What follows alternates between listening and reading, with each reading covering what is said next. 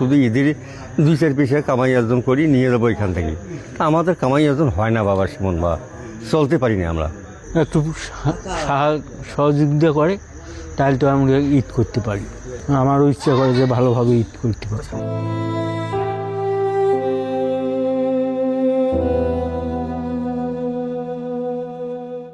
দুপুরের কড়া রোদ কিংবা কনকনে শীতের রাত, রেল লাইনের ধারের এক টুকরো ছেঁড়া চাদরই তাদের সারা বছরের ঘর সংসার। দুবেলা দুমুঠো ভাতের জন্য প্রতিদিন মানুষের কাছে হাত পাততে হয়। সমাজের এমন মানুষের জীবনে ঈদ বলতে কি আদৌ কিছু আছে? ঈদকে সামনে রেখে সবাই যখন রঙিন জামা আর নানা উপহার কেনা নিয়ে ব্যস্ত, ঠিক তখন এই মানুষগুলো ডুবে আছে কেবল বেঁচে থাকার দুশ্চিন্তায়। যে কাজকর্ম করি তো তাতে বংশের পেট চলে না, ঈদের পাইকাই হয় না, হাত পাতি খাই। ঈদ করবেন কিভাবে? ওতে 10-5 টাকা পাবো, তাকে দেবো খেলে নেবে। রেল লাইনের ধারে বাস করা এই মানুষগুলোর কাছে আনন্দ শব্দটা যেন এক অচেনা বিলাসিতা। যখন পেটের ক্ষুধা মেটানোই জীবনের সবচেয়ে বড় যুদ্ধ, তখন জাঁকজমক ঈদ পালন তাদের জন্য যেন আকাশ কুসুম কল্পনা। আমরা তো বাবা, আমরা একটু ভালো করে ঈদ করব, করার জন্য আমরা এখানে পড়িয়েছি। শুধু ঈদের 2-4 পয়সা কামাই অর্জন করি, নিয়ে যাবো এখান থেকে।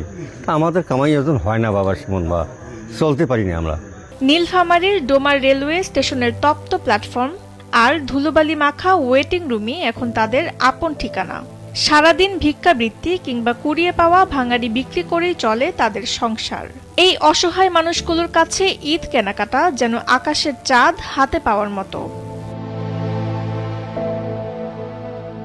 পরারটা আমরা হাত পাতি না আমরা খাই। কারণ যদি সাহায্য করে তাহলে তো একটু সহযোগিতা করে তাহলে তো আমরা ঈদ করতে পারি। আমারও ইচ্ছা করে যে ভালোভাবে ঈদ করতে পারি। একটু সহমর্মিতা আর ভালোবাসা পেলে হয়তো এই ফ্যাকাশে মুখগুলোতেও এক চিলতে হাসি ফুটবে। সমাজকর্মীরা মনে করেন, সামর্থ্যবান মানুষগুলো যদি একটু হাত বাড়িয়ে দেন, তবে এই ছিন্নমূল মানুষগুলো অন্তত এক বেলার জন্য ঈদের আনন্দটুকু খুঁজে পাবে।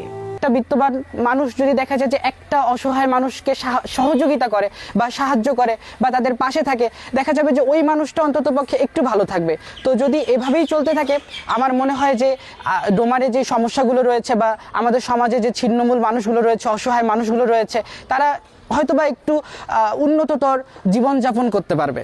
ডোমার উপজেলা প্রশাসন জানান, সরকারের সবটুকু সাহায্য সহযোগিতা পৌঁছে দেওয়া হবে এই ঠিকানাহীন মানুষদের কাছে।